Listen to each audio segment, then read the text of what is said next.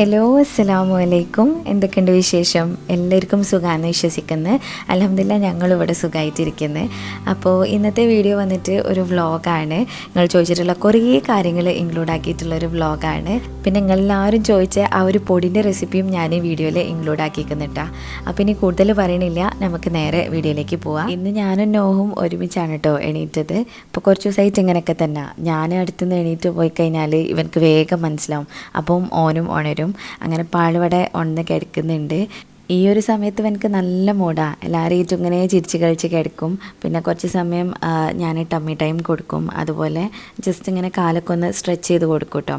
ചെറിയ മക്കൾക്ക് നല്ലോണം ഗ്യാസിൻ്റെ പ്രശ്നം ഉണ്ടാവും. വെറും പാല് മാത്രം കുടിക്കുന്ന കുട്ടികളല്ലേ. അപ്പം ഇതുപോലെ നമ്മൾ ഇടയ്ക്കൊന്ന് കാലൊക്കെ സ്ട്രെച്ച് ചെയ്ത് കൊടുത്ത് അതുപോലെ ടമ്മി ടൈമൊക്കെ കൊടുത്തു കഴിഞ്ഞാൽ അവർക്ക് നല്ലതാണ്. നല്ലൊരു സുഖം റിലാക്സേഷനൊക്കെ ഉണ്ടാവും. ചിലപ്പോഴൊക്കെ ഇവനിങ്ങനെ ഡിസ്കംഫർട്ട് കാണിക്കുന്ന സമയത്ത് ഞാൻ വേഗം തന്നെ ടമ്മി ടൈം കൊടുക്കും. അപ്പോൾ ആൾക്ക് നല്ല സുഖമായിട്ട് വരലുണ്ട് കേട്ടോ. പിന്നെ അത് മാത്രമല്ല, ഇത് കുട്ടികളുടെ ഡെവലപ്മെൻറ്റൽ മൈൽ സ്റ്റോൺസും അതൊക്കെ അച്ചീവ് ചെയ്യാൻ വേണ്ടിയിട്ട് നല്ലോണം ഹെൽപ്പ് ചെയ്യുന്നുണ്ട്. നല്ലതാണ് ചെറിയ മക്കൾക്ക് ടമ്മി ടൈം കൊടുക്കുന്നത്. ടമ്മി ടൈം എന്താണെന്ന് ഇപ്പം എല്ലാവർക്കും അറിയാൻ മതിയാവുമല്ലോ. നമ്മൾ ജസ്റ്റ് ഇങ്ങനെ കൗത്തിക്കെടുത്തുന്നതിനാണ് ടമ്മി ടൈം എന്ന് പറയലുള്ളത്. അപ്പോൾ നോയിനൊരു 2-3 മാസം വരെയൊക്കെ ഞാൻ 3 പ്രാവശ്യം ദിവസത്തിൽ 3 പ്രാവശ്യം ചെയ്തിട്ടുണ്ടായത്. ആ സമയത്ത് ഇവർക്ക് അങ്ങനെ തല കുറേ സമയം ഹോൾഡ് ചെയ്ത് പിടിക്കാൻ പറ്റില്ലല്ലോ. അപ്പം ഞാൻ എന്ത് ചെയ്യും, ഇവനിങ്ങനെ ഇടങ്ങേറ് കാണിക്കുന്ന സമയത്ത് തിരിച്ച് കിടത്താണ് കേട്ടോ ചെയ്യൽ. അങ്ങനെ ഒരു 3 പ്രാവശ്യം ദിവസത്തിൽ ചെയ്യലുണ്ടേനോ. ഇപ്പോൾ പിന്നെ ഓനിങ്ങനെ നല്ലോണം തല പൊന്തിച്ച് കുറേ സമയം കിടന്നോളും. അപ്പം അങ്ങനെ കുറേ നേരം കിടത്തലുണ്ട്. അങ്ങനെ ഇപ്പം മേലൊക്കെ കേക്ക് ഡ്രസ്സൊക്കെ മാറ്റിയിട്ട് കുട്ടപ്പനാക്കിക്കുന്നത്. ഇപ്പം ഞാൻ ക്ലോത്ത് പേപ്പർ ഇട്ട് കൊടുക്കും കേട്ടോ. ഇതിൽ ഞാൻ തുണിയാണ് വെച്ചിട്ടുള്ളത്, നമ്മളെ സാധാരണ കോട്ടൺ തുണി. അപ്പോൾ അത് ഒരു യൂറിനൊക്കെ നിൽക്കുള്ളൂ. അങ്ങനെ അത് കഴിഞ്ഞതിന് ശേഷം നോയിനെ ഫ്രീ ആയിട്ട് വിടുകയാണ് ചെയ്യൽ. ഡയപ്പറൊന്നും ഇട്ട് കൊടുക്കില്ല, വെറുതെ അങ്ങനെ കിടത്തും. കാരണം കുട്ടികൾ ഫുൾ ഡേ ഡയപ്പർ ഇട്ട് നടക്കുന്നതിനേക്കാളും കുറച്ച് സമയം ഒന്നിങ്ങനെ ഫ്രീ ആയിട്ട് വിടണം കേട്ടോ. ഏകദേശം ഒരു 6 മണിക്കൂറോളം ഓരെങ്ങനെ ഡയപ്പർ ഫ്രീ ആയിട്ട് വിടണം എന്നാണ് പറയലുള്ളത്. ഞാനിങ്ങനെ ഗൂഗിളിലൊക്കെ സെർച്ച് ചെയ്ത് പിന്നെ ഡോക്ടേഴ്സിനോടൊക്കെ ചോദിച്ചിട്ട് അങ്ങനെ എനിക്കറിയുന്ന ഇൻഫോർമേഷനാണ് കേട്ടോ ഞാൻ വീഡിയോയിലൂടെ ഷെയർ ചെയ്യണത്. അത് ഈ ഒരു പ്രായത്തിലുള്ള മക്കളുള്ളവർക്കൊക്കെ ഹെൽപ്പ് ആയിക്കോട്ടെ എന്ന് വിചാരിച്ചിട്ടാണ്. അപ്പം കുറേ പേരൊക്കെ മെസ്സേജ് അയക്കലുണ്ടേനു, നിങ്ങൾ ചെയ്യണതൊക്കെ വീഡിയോയിൽ പറയണമെന്ന് പറഞ്ഞിട്ട്. അതുകൊണ്ട് പറയാണ് കേട്ടോ. പിന്നെ നോയിനെ മാറ്റി കഴിഞ്ഞാൽ ഇതൊരു ചടങ്ങാണ്. എന്തായാലും സാധനങ്ങളൊക്കെ വലിച്ചിട്ടിട്ടുണ്ടാവും ബെഡിൽ. അപ്പോൾ അതൊക്കെ ഒന്ന് ഒതുക്കി വെക്കുകയാണ്. നോയിൻ്റെ ക്രീംസും പിന്നെ മരുന്നും കാര്യങ്ങളൊക്കെ ഞാൻ ഈ ഒരു ബാസ്ക്കറ്റിലാണ് കേട്ടോ വെക്കൽ. അതിൻ്റെ കൂടെ ജസ്റ്റ് ഒരു ടോയും കൂടെ വെച്ച് കൊടുക്കുന്നുണ്ട്. ഇതൊന്നും ഓനെടുത്ത് കളിക്കലില്ല, എന്നാലും ഇതിൻ്റെ ഒരു രസത്തിന് വേണ്ടിയിട്ട് വെച്ച് കൊടുക്കുന്നതാണ്. പിന്നെ അതിന് ശേഷം റൂമൊക്കെ ഒന്ന് വൃത്തിയാക്കിയിടാണ്. ഇതുകൊണ്ട് വലിയ കാര്യമൊന്നുമില്ല കേട്ടോ, കാരണം ഇപ്പം തന്നെ കേട് വരും. എന്നാലും റൂം അങ്ങനെ വൃത്തിയായിട്ട് കിടന്നിക്കുകയാണെങ്കിൽ അമ്മ അങ്ങനെ പറഞ്ഞുകൊണ്ടിരിക്കും. അപ്പം അമ്മൻ്റെ ഒരു സമാധാനത്തിന് വേണ്ടിയിട്ട് റൂമൊക്കെ ഒന്ന് ക്ലീനാക്കി നീറ്റാക്കി ഇട്ടിട്ടുണ്ട്. ഇനി ഞാൻ ഗൾഫിലുള്ളവർക്കൊക്കെ നല്ല അടിപൊളി ഇന്ത്യൻ പ്രൊഡക്ട്സ് ഡെലിവറി ചെയ്ത് കൊടുക്കണ ഒരു വെബ്സൈറ്റ് പരിചയപ്പെടുത്തി തരാം. ഈ സംഭവങ്ങളൊക്കെ അതിൽ അവൈലബിൾ ആണ് കേട്ടോ. ഇതിൽ ജിഞ്ചർ ടീൻ്റെയും മസാല ടീൻ്റെയും ഒരു ഇൻസ്റ്റൻറ്റ് മിക്സ് ഉണ്ട്. പിന്നെ തുളസിയും ജിഞ്ചറും ടേമറിക്കും എല്ലാം കൂടെ കൂടിയിട്ടുള്ള വേറെന്തൊരു സംഭവം. പിന്നെ 2 സ്വീറ്റ്സും. ഇത്രയും ഐറ്റംസാണ് ഞാൻ ഇതിൽ നിന്ന് ഓർഡർ ചെയ്തിട്ടുള്ളത്. അപ്പോൾ ഡിസ്റ്റക്കാർഡ് എന്ന് പറഞ്ഞ വെബ്സൈറ്റ് ശരിക്കും ഇന്ത്യൻ്റെ പുറത്തുള്ളവർക്കാണ് കേട്ടോ നല്ല യൂസ്ഫുൾ ആയിട്ടുണ്ടാവുക. നമുക്കിപ്പം ഇന്ത്യയിൽ നിന്ന് അവർക്ക് എന്തെങ്കിലും ഗിഫ്റ്റ് അയക്കണമെന്നുണ്ടെങ്കിൽ ഇതുവഴി ചെയ്യുന്നതാണ് നല്ലത്. കാരണം ഇതിൽ 60,000-ൽ അധികം പ്രൊഡക്ട്സ് ഉണ്ട്. അതുപോലെ തന്നെ 2,000-ലധികം ഇന്ത്യൻ ബ്രാൻഡ്സും ഈ ഒരു വെബ്സൈറ്റിൽ നമുക്ക് അവൈലബിൾ ആണ് കേട്ടോ. പിന്നത്തെ ഇവരുടെ ഒരു പ്രത്യേകത എന്താണെന്ന് വെച്ചാൽ, നമ്മൾ സാധാരണ പുറത്തേക്കൊക്കെ കൊറിയർ അയക്കുന്ന സമയത്ത് നല്ലോണം ഷിപ്പിംഗ് ചാർജ് വരുമല്ലോ. പക്ഷേ ഡിസ്റ്റക്കാർട്ടിലാവുമ്പം നമ്മളൊരു നിശ്ചിത എമൗണ്ടിന് പർച്ചേസ് ചെയ്യുകയാണെങ്കിൽ ഒരു ഫ്രീ ഷിപ്പിംഗ് തരും കേട്ടോ. പിന്നെ അത് മാത്രമല്ല, എന്തെങ്കിലും പ്രൊഡക്റ്റൊക്കെ ഡാമേജ് ആയിട്ടുണ്ടെങ്കിൽ ഫുൾ റീഫണ്ടും കിട്ടുന്നതാണ്. അപ്പോൾ ഇന്ത്യക്ക് പുറത്ത് ജീവിക്കുന്നവർക്ക് നല്ല ഒതൻറ്റിക് ഇന്ത്യൻ പ്രൊഡക്ട്സ് കിട്ടണമെന്നുണ്ടെങ്കിൽ ഈ ഡിസ്റ്റക്കാർഡിൻ്റെ വെബ്സൈറ്റ് ഒന്ന് ചെക്ക് ചെയ്ത് നോക്കാം കേട്ടോ. ഞാൻ ഡിസ്ക്രിപ്ഷൻ ബോക്സിലായിട്ട് ലിങ്ക് കൊടുത്തിട്ടുണ്ട്. പിന്നെ അതിൻ്റെ ഒരു കൂപ്പൺ കോഡ് ഉണ്ട്, അത് യൂസ് ചെയ്യുകയാണെങ്കിൽ 5% ഡിസ്കൗണ്ട് കിട്ടും. എല്ലാം ഞാൻ താഴെ കൊടുത്തേണേ. പിന്നെ ഇതാണ് കേട്ടോ ഡിസ്റ്റക്കാർഡിൻ്റെ വെബ്സൈറ്റ്. ഇതിൽ നമുക്ക് നല്ല സുഖമായിട്ട് തന്നെ ഓർഡർ ചെയ്യാനായിട്ട് പറ്റും. ഇതിൽ പിന്നെ വെറും ഫുഡ് ഐറ്റംസ് മാത്രമല്ല കേട്ടോ, ക്ലോത്ത്സ് ഉണ്ട്, പിന്നെ ബ്യൂട്ടി റിലേറ്റഡ് ആയിട്ടുള്ളതുണ്ട്, അതുപോലെ ഹോമിയോപ്പതിക്കും ആയുർവേദിക് റിലേറ്റഡ് ആയിട്ടുള്ള എല്ലാ പ്രോഡക്ട്സും ഇതിൽ കിട്ടും കേട്ടോ. പിന്നെ ഇനിയിപ്പം നമുക്ക് ആർക്കെങ്കിലുമൊക്കെ ഗിഫ്റ്റ് ചെയ്യാൻ, പുറത്ത് ജീവിക്കുന്നവർക്കൊക്കെ ഗിഫ്റ്റ് ചെയ്യാൻ താല്പര്യം ഉണ്ടെങ്കിലും ഈ ഒരു വെബ്സൈറ്റ് ചെക്ക് ചെയ്ത് നോക്കാം കേട്ടോ. ഫുൾ ഡീറ്റെയിൽസ് താഴെ കൊടുത്തേനെ. പിന്നെ ഞാൻ കിച്ചണിൽ വന്ന് നോക്കിയപ്പം അമ്മ ബ്രേക്ക്ഫാസ്റ്റിനുള്ള കാര്യങ്ങളൊക്കെ ചെയ്യുന്നുണ്ട്. ഇന്ന് ബീഫ് കറിയും അതുപോലെ തന്നെ ഒറോട്ടിയാണ് കേട്ടോ ഉണ്ടാക്കണത്. ഇതുള്ള ഒറോട്ടി അത് നമ്മൾ ഫസ്റ്റ് ടൈമാണ് ട്രൈ ചെയ്ത് നോക്കുന്നത്. നോക്കുന്നത്. അപ്പോൾ ഞാനതിൻ്റെ റെസിപ്പിയും വീഡിയോയിലായിട്ട് കാണിച്ചു തരുന്നുണ്ട്. എനിക്ക് ഭയങ്കര ഒരു ആഗ്രഹമാണ് കേട്ടോ അത് ഉണ്ടാക്കി നോക്കണമെന്ന്. അങ്ങനെ അമ്മ ബീഫ് കറിക്ക് വേണ്ട കാര്യങ്ങളൊക്കെ ചെയ്തിട്ടുണ്ട്. ബീഫ് മുറിച്ചിട്ടുണ്ട്, പിന്നെ ഇഞ്ചി, വെളുത്തുള്ളി, തക്കാളി, പച്ചമുളക് ആ ഐറ്റംസൊക്കെ ഇട്ടിട്ടുണ്ട്. അതുപോലെ തന്നെ മസാലപ്പൊടികളും ഒക്കെ ഇട്ടിട്ടുണ്ട് കേട്ടോ. ഞാനിതൊന്നും അങ്ങനെ ഡീറ്റെയിൽ ആയിട്ട് കാണിക്കുന്നില്ല, കാരണം ഒരുപാട് പ്രാവശ്യം ഞാൻ ഈ ബീഫ് കറിൻ്റെ റെസിപ്പി കാണിച്ചിട്ടുണ്ട്. അപ്പോൾ അതുകൊണ്ട് ഞാനതൊന്നും കാണിക്കുന്നില്ല. അങ്ങനെ പിന്നെ ഇതിൽ നിന്ന് ഞാൻ കുറച്ച് ബീഫ് എടുത്ത് മാറ്റി വെക്കാൻ വേണ്ടിയിട്ട് പറഞ്ഞിരുന്നു, എനിക്ക് എന്തെങ്കിലും ഒരു റെസിപ്പി ട്രൈ ചെയ്ത് നോക്കാമെന്ന് വിചാരിച്ചിട്ട്. അപ്പം ഞാൻ ഡ്രാഗൺ ബീഫിൻ്റെ റെസിപ്പിയാണ് ചെയ്യാൻ പോണത്. അത് ഇൻസ്റ്റഗ്രാമിലേക്കും ഷൂട്ട് ചെയ്യാൻ വേണ്ടിയിട്ടാണ് കേട്ടോ ഈ ഒരു ഫോൺ ഇങ്ങനെ വെച്ചിട്ടുള്ളത്. ഇതാണ് എൻ്റെ ഷൂട്ടിംഗ് സെറ്റപ്പ്. ഞാൻ ആദ്യമൊക്കെ ഇൻസ്റ്റഗ്രാമിൽ സ്ഥിരമായിട്ട് വീഡിയോ ഇടേനു, 1 മിനിറ്റ് റെസിപ്പീസ് സ്ഥിരമായിട്ട് ഇടലുണ്ടേനി. പക്ഷേ പിന്നെ ഡെലിവറി കഴിഞ്ഞതിന് ശേഷം ഒരു ബ്രേക്ക് വന്നതാണ്. അപ്പോൾ ഇനിയും റീസ്റ്റാർട്ട് ചെയ്യാൻ പോവുകയാണ് ഇൻഷാല്ലാ വിചാരിക്കുന്നുണ്ട്. എന്നെ ഇൻസ്റ്റഗ്രാമിൽ ഫോളോ ചെയ്യണില്ലെങ്കിൽ ഫോളോ ചെയ്യണം കേട്ടോ. ഞാനിവിടെ ഡിസ്ക്രിപ്ഷൻ ബോക്സിലായിട്ട് അതിൻ്റെ ലിങ്കും കൊടുക്കുക, ഇവിടെ സൈഡിലായിട്ട് പേരും കൊടുക്കുക. മിസ്സസ് മലബാർ തന്നെയാണ് എൻ്റെ ഇൻസ്റ്റ ഹാൻഡിൽ. അപ്പോൾ എല്ലാവരും ഒന്ന് ചെക്ക് ചെയ്ത് നോക്കണേ. പിന്നെ ബീഫ് ഉമ്മ കറിക്ക് ഭാഗമായിട്ടുള്ള പീസസ് ആയിട്ടാണ് മുറിച്ചിട്ടുണ്ടായത്. അതുകൊണ്ട് ഞാനതൊന്ന് കുഞ്ഞാക്കിയിട്ട് കട്ട് ചെയ്യുന്നുണ്ട്. ശരിക്കും ഡ്രാഗൺ ബീഫിലേക്ക് നീളത്തിലുള്ള പീസസാണ് ഉണ്ടാവല്, പക്ഷേ ഓൾറെഡി ഇത് കട്ട് ചെയ്ത് വെച്ചുകൊണ്ട് പിന്നെ ഇനി നീളത്തിൽ കിട്ടൂലല്ലോ. അതുകൊണ്ട് ഞാൻ കുഞ്ഞു കുഞ്ഞു പീസായിട്ട് ഇങ്ങനെ മുറിച്ച് വെച്ചിട്ടുണ്ട്.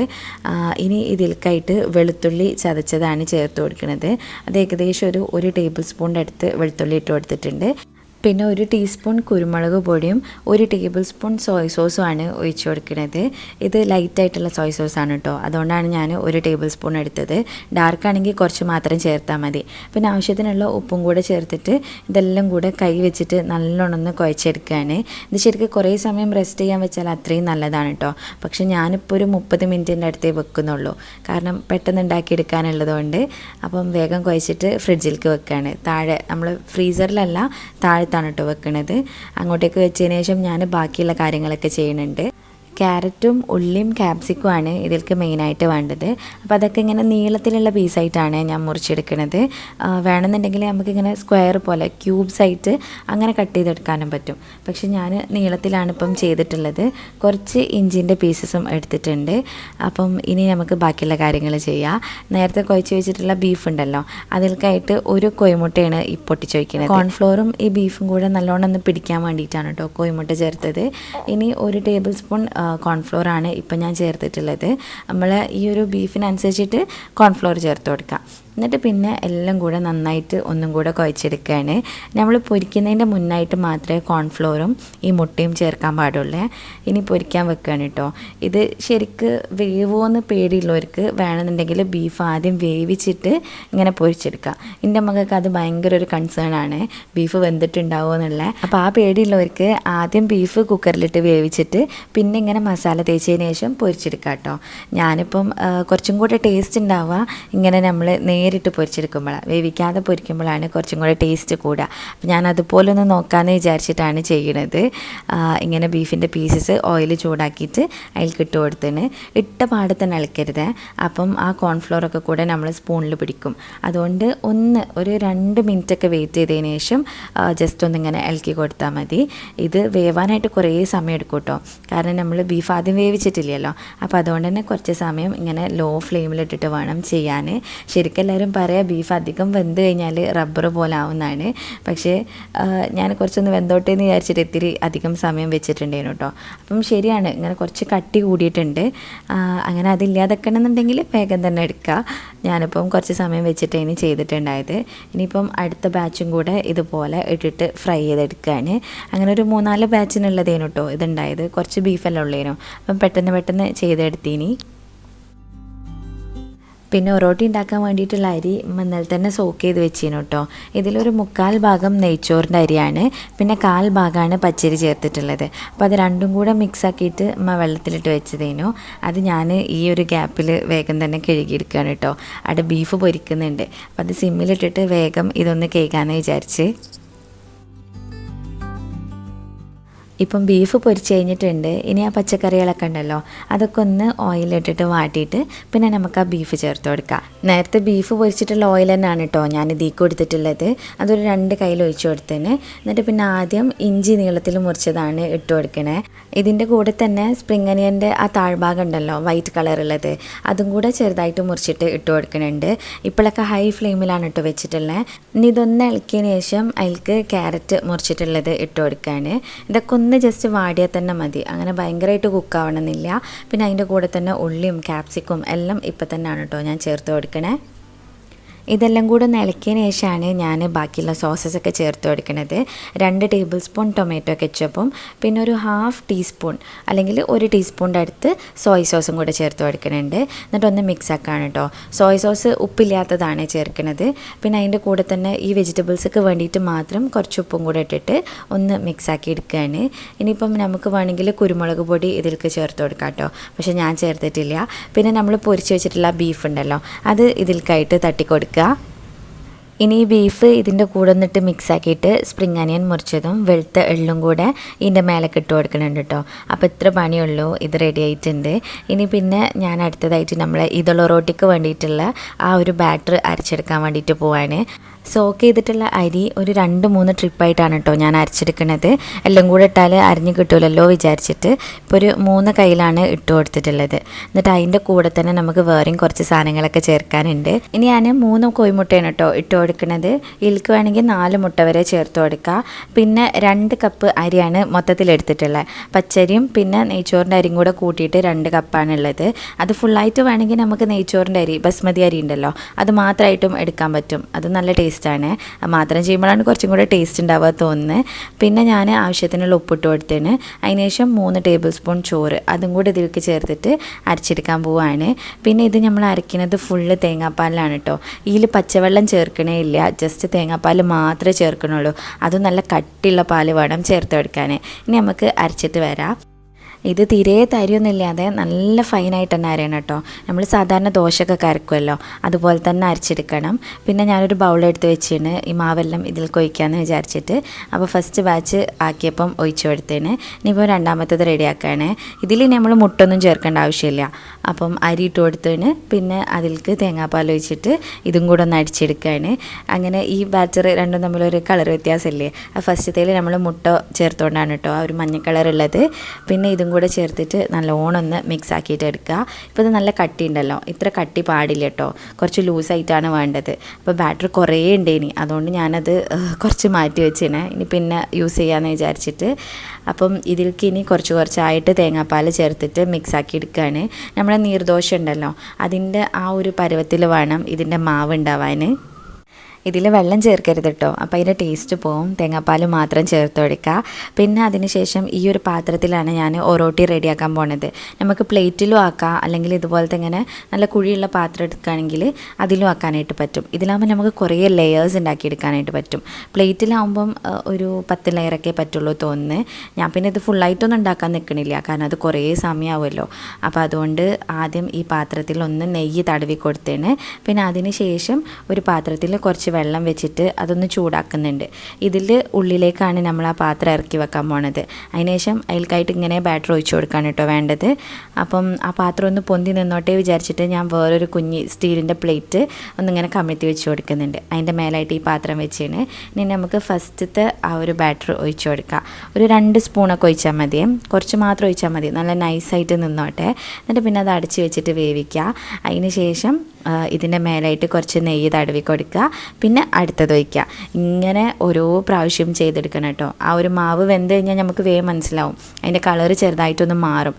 അപ്പോൾ വേഗം തുറന്നിട്ട് വീണ്ടും അതിൻ്റെ മേലെ നെയ്യ് തടവുക. എന്നിട്ട് പിന്നെയും ബാറ്റർ ഒഴിച്ച് കൊടുക്കുക. ഇങ്ങനെ ഞാനൊരു 10-12 പ്രാവശ്യം ചെയ്തേന് കേട്ടോ. അങ്ങനെ 12 ലെയറുള്ള ഇതള റൊട്ടിയാണ് ഞാൻ റെഡിയാക്കിയിട്ടുള്ളത്. അപ്പോൾ ഇതാ ഇത്രയും എത്തിയിട്ടുണ്ട്. ഇനി കുറച്ചും കൂടെ ഒഴിച്ചിക്കുകയാണെന്നുണ്ടെങ്കിൽ ആ പാത്രം ഫുള്ളാവും. പക്ഷേ ഇതിന് കുറച്ച് സമയം എടുത്തിനുവേ. നമ്മളിങ്ങനെ ഓരോരോ ലെയറല്ല നമുക്ക് ഓരോ പ്രാവശ്യം ചെയ്യാൻ പറ്റുള്ളൂ. അപ്പോൾ അതുകൊണ്ട് കുറച്ച് സമയം എടുത്തിട്ടുണ്ടായി. ഇനിയിപ്പോൾ ഞാനിത് പുറത്തേക്ക് എടുക്കുകയാണ്. ഇത് തണുത്തതിന് ശേഷമാണ് നമ്മൾ കട്ട് ചെയ്തെടുക്കേണ്ടത്. ഇത് കട്ട് ചെയ്യാതെ വട്ടത്തിൽ തന്നെ നമുക്ക് കിട്ടുകയാണെങ്കിൽ അത്രയും നല്ലതാണ് കേട്ടോ. പക്ഷേ എൻ്റെ ആ പാത്രത്തിൽ ഒട്ടിപ്പിടിച്ചിട്ടുണ്ടേനു. അപ്പോൾ അതുകൊണ്ട് അങ്ങനെ കട്ട് ചെയ്തെടുക്കുകയാണ് ഞങ്ങൾ ചെയ്തത്. ഇനിയിപ്പോൾ ഇതാ ബ്രേക്ക്ഫാസ്റ്റിനുള്ള കാര്യങ്ങളൊക്കെ ടേബിളിൽ കൊണ്ടുവച്ചിട്ടുണ്ട്. ഇന്നിപ്പം ഇതൊക്കെ ഉണ്ടായതുകൊണ്ട് നമ്മൾ വിചാരിച്ച് ടേബിളിൽ ഇരുന്ന് തിന്നാന്ന്, അല്ലെങ്കിൽ ഇങ്ങനെ ഓരോരുത്തരായിട്ട് ഇങ്ങനെ കയ്യിലെടുത്തിട്ടാണ് കേട്ടോ കഴിക്കൽ. പിന്നെ ബീഫ് ഉണ്ടായപ്പം പൊറാട്ടയും വാങ്ങിച്ചിട്ടുണ്ട്. പിന്നെ എൻ്റെ വെല്ലിപ്പയും വന്നിരുന്നു കേട്ടോ ഭക്ഷണം കഴിക്കാൻ. അങ്ങനെ എല്ലാവരും കൂടെ കൂടി ഇരുന്നിട്ട് ബ്രേക്ക്ഫാസ്റ്റ് കഴിക്കുകയാണ്. ഈ ഇതള റൊട്ടി നല്ല ടേസ്റ്റ് ഉണ്ട് കേട്ടോ. ഇതിക്ക് കറിയൊന്നും വേണമെന്നില്ല, നെയ്യൊക്കെ ഉള്ളതുകൊണ്ട് അങ്ങനെ വെറുതെ കഴിക്കാൻ തന്നെ അടിപൊളി ടേസ്റ്റാണ്.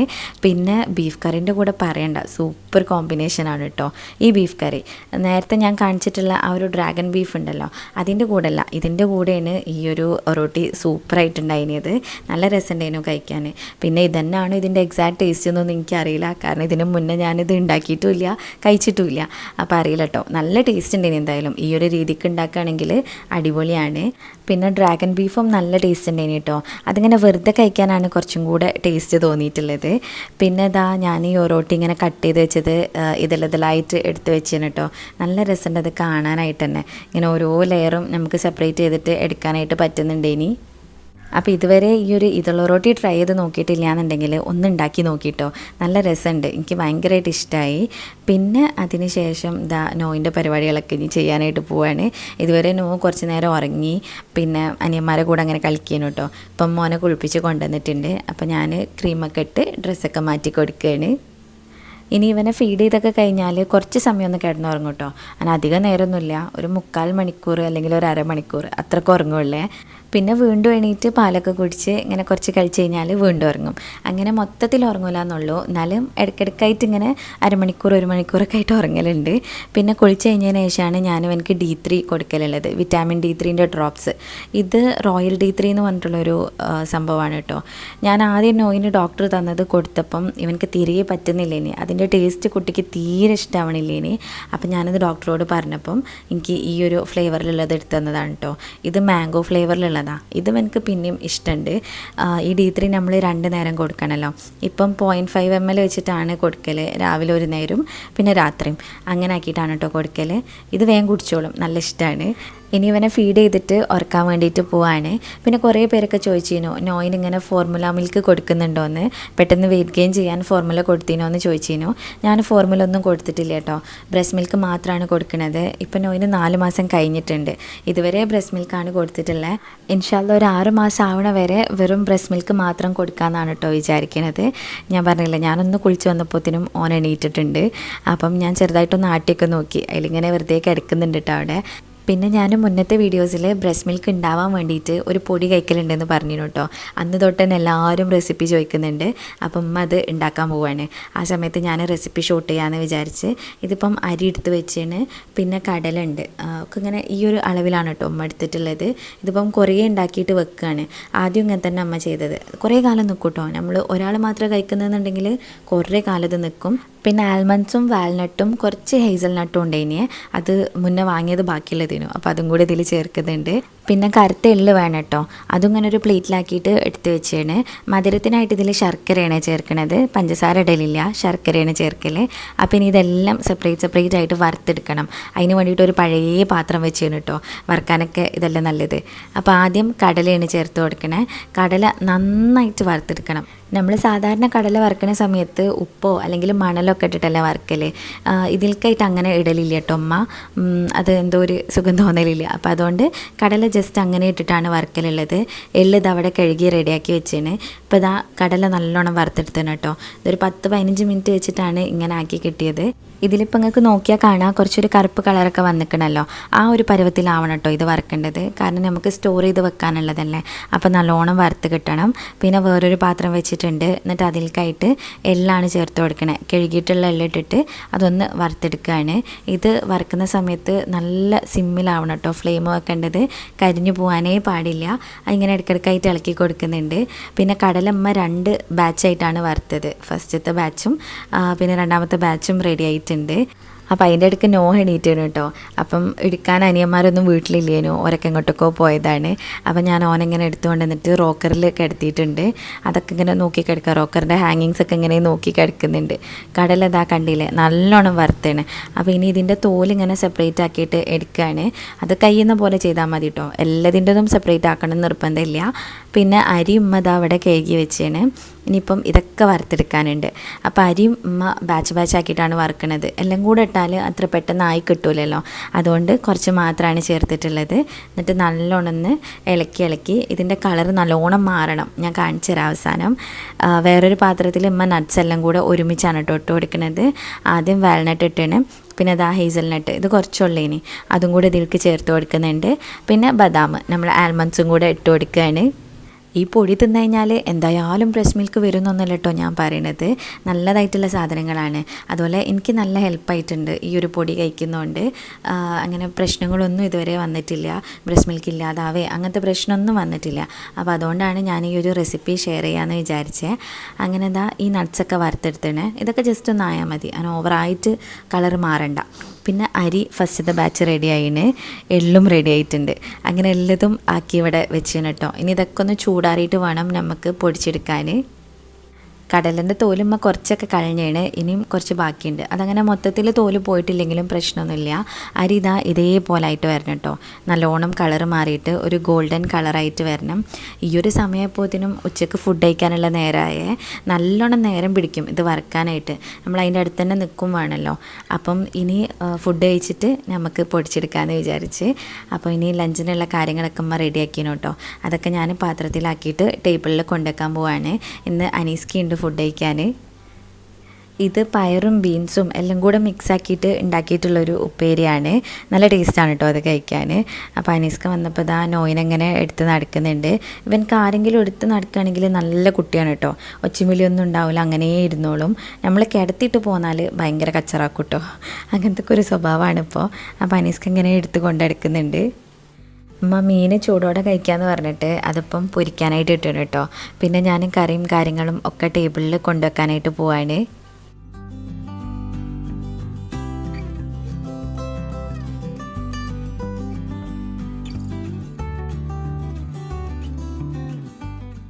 അപ്പോൾ ഇത്രയും ഐറ്റംസാണ് കേട്ടോ ലഞ്ചിനുള്ളത്. എന്നോട് കുറേ പേരായിട്ട് ചോദിക്കുന്നുണ്ട് ഇപ്പം വെയിറ്റ് കുറയ്ക്കുന്നില്ലേ, വെയിറ്റ് കുറയ്ക്കാൻ വേണ്ടിയിട്ട് എന്ത് ഡയറ്റാണ് ഫോളോ ചെയ്യണമെന്ന്. ഞാനിപ്പം ഇൻഷാല്ല ഡയറ്റ് സ്റ്റാർട്ട് ചെയ്യണമെന്ന് വിചാരിക്കുന്നുണ്ട്. അതായത് ഒരു കംപ്ലീറ്റ് ആയിട്ട് വെയിറ്റ് ലോസ് ഡയറ്റ് അല്ല, എന്നാലും കുറച്ചൊക്കെ ഒന്നിങ്ങനെ കൺട്രോൾ ചെയ്തിട്ട് കൊണ്ടുവരണം വിചാരിക്കുന്നുണ്ട്. നല്ല ഹെൽത്തി ആയിട്ടുള്ള ഭക്ഷണം മാത്രം കഴിച്ചിട്ട് ഇൻഷാല്ല ഒക്കെ വിചാരിക്കുന്നുണ്ട്. അപ്പോൾ ആ സമയത്ത് ഞാൻ എന്ത് ചെയ്യുന്നുണ്ട്, ഞാൻ ചെയ്യുന്ന കാര്യങ്ങളൊക്കെ വീഡിയോയിലായിട്ട് ഷെയർ ചെയ്യുന്നുണ്ട്. എന്നാൽ പിന്നെ നിങ്ങൾക്കും ഫോളോ ചെയ്യാമല്ലോ. അപ്പം എന്താ ഞങ്ങളിനി ഫുഡ് കഴിക്കാൻ വേണ്ടിയിട്ട് പോവാണ്. ഫുഡ് കഴിക്കുന്ന സമയത്ത് അനിയൻ വന്നേനു കേട്ടോ. അപ്പം നോയിനങ്ങനെ റോക്കറിലിരുത്തി കണ്ടപ്പം കളിപ്പിക്കുകയാണ്, ഓനക്ക് ഇനിയും പോകാനുണ്ട്. പിന്നെ ഫുഡൊക്കെ കഴിഞ്ഞ് കുറച്ച് സമയം ഒന്ന് റെസ്റ്റ് എടുത്തപ്പോഴാണ് ഉമ്മ പറഞ്ഞത് ഇതിനി പൊടിച്ചെടുക്കാൻ പോകുന്നുണ്ട്, വേണമെങ്കിൽ വന്ന് വീഡിയോ എടുത്തോന്ന്. അപ്പോൾ ഞാൻ വേഗം ഓടി വന്നതാണ് കേട്ടോ. ആദ്യം ഉമ്മ അരിയാണ് പൊടിച്ചെടുക്കണേ. പിന്നെ അതിൻ്റെ സൈഡിലായിട്ട് ശർക്കര ഇങ്ങനെ കുത്തി വെച്ചിട്ടുണ്ട്, അതും ഇനി മിക്സിയിലിട്ടിട്ട് പൊടിച്ചെടുക്കും. അപ്പോൾ അരി ഇതാ ഫസ്റ്റ് ബാച്ച് പൊടിച്ചെടുത്തതാണ്. ഇതൊക്കെ ഇങ്ങനെ ഓരോരോ ബാച്ച് ആക്കിയിട്ട് വേണം കേട്ടോ ചെയ്യാൻ, കാരണം നല്ലോണം പൊടിയണം. കടലതാ ഇത്രേ തോല് കളഞ്ഞിട്ടുള്ളൂ കേട്ടോ. എന്നിട്ട് അതും കൂടെ ചേർത്തിട്ട് ആണ് നമ്മൾ പൊടിച്ചെടുക്കാൻ പോണത്.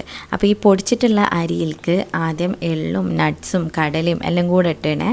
എന്നിട്ട് പിന്നെ ശർക്കരയും കൂടെ ചേർത്തിട്ട് ഇതെല്ലാം കൂടെ ജസ്റ്റ് ഒന്ന് കുഴച്ചെടുക്കുന്നുണ്ട്.